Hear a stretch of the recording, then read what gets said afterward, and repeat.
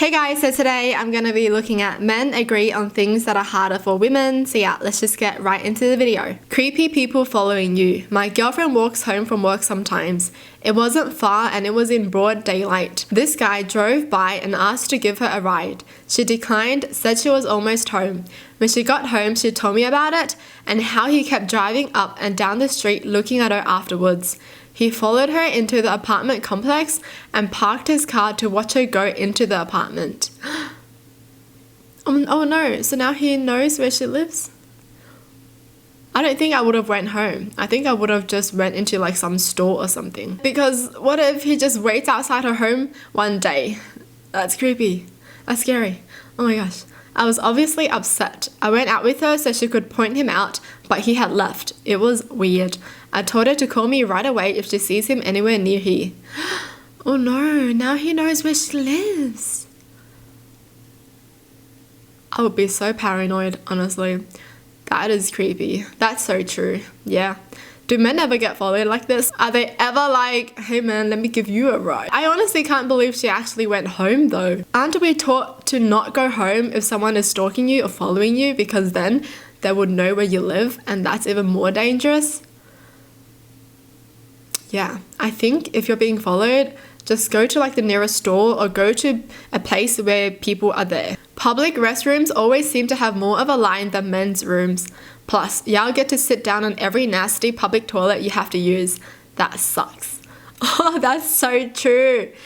Yo, yeah. That sucks. But honestly though, does anyone do the toilet paper thing where they put toilet paper on the rims of the toilet seat? You know, so basically your butt doesn't touch everyone else's butt that has been on the toilet seat. I don't know, I was taught that as a kid. As a kid, my parents were like, yeah, this is what you do if, you know, you go to the public bathroom because it's cleaner like that or something. I don't even know. But that's so true though. Women's restrooms are always full. You know, you always have to wait. I'm a guy and I was working at an ice cream and candy shop, and this older man comes in and orders some popcorn. As I'm scooping it into the container, he looks at me and says, oh yeah, just pack it in. I like it when you pack it in real tight. In an obviously sexual way. It made me uncomfortable and I bring it up to my coworkers, and one of the girls who was much younger says, yeah, welcome to pretty much every day of my life. That's sad. Honestly. Why do people have to make such inappropriate comments? I swear. Why? What's the point of that? Seriously. Body hair of any kind is often something women are expected to minimize, remove completely. Also, long hair is hard to take care of and manage, as I've come to realize by letting my hair grow past my shoulders during the pandemic. Ooh. That's true. You know, for girls, if you grow out your body hair or something, people would judge you and you get more looks. But for guys, they don't have to shave like us. I mean, they can, you know, they can groom themselves and stuff, but they don't have to. Like, society does not judge them as much as they judge girls. Sad. Childbirth. Oh, true.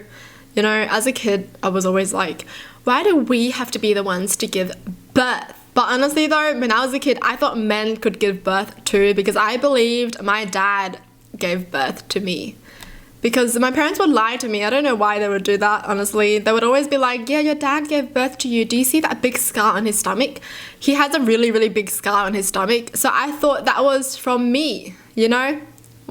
They would play it off like they cut his stomach open and then they took me out, you know? I don't know why they did that. I don't know why they did that. And my dad would be so happy because I was always giving him more attention, you know? Like, oh, it was so hard on you to give birth to me. And he would always use that excuse. But I don't know why my mum joined in on it. I don't know why she was like, yeah, that's true. Periods. Oh yeah, for sure, this is another one. Man, why do we have to get periods? Why us? Why do we have to get all this? Birth control. My girlfriend is on an implant and it makes her period irregular, and so she can bleed intermittently with no warning, so she'll just go to the toilet one day and be bleeding. No prediction of when it will happen. Just, hey, you're bleeding now. How long for? Wouldn't you like to know? Just so we don't have kids we're not ready for. I'm happy to wear a condom, but it's not as safe as using something like the implant or IUD in terms of family planning. She had to get that inserted into her arm with general anesthetic. Oh, that sounds so painful. And one type of birth control doesn't work for everyone. I've heard my friends talking about how they have to take the pill at the same time every day. I can't even remember to have breakfast most days. I've heard you can get injections that last 3 months and mess with your mood, even on antidepressants. And some women I know will be on birth control because their boyfriend wants it raw. The lengths they go through is ridiculous. Oh my goodness. Well, aren't I happy single?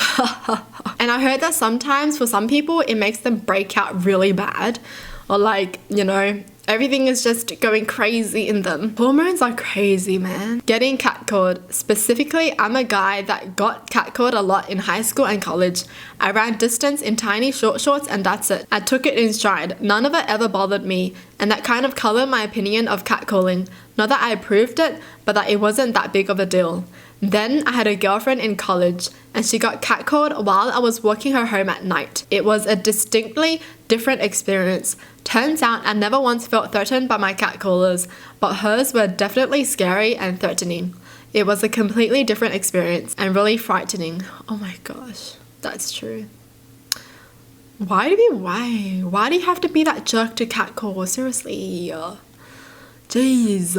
My wife will occasionally get a UTI after sex and has to suffer the discomfort and irritation of trying to get a GP appointment whilst convincing the witch of a GP receptionist that you want an appointment today. The witch of a GP receptionist. Yo. That sucks. I am so glad I'm single. Feeling comfortable walking home alone after dark, unfortunately.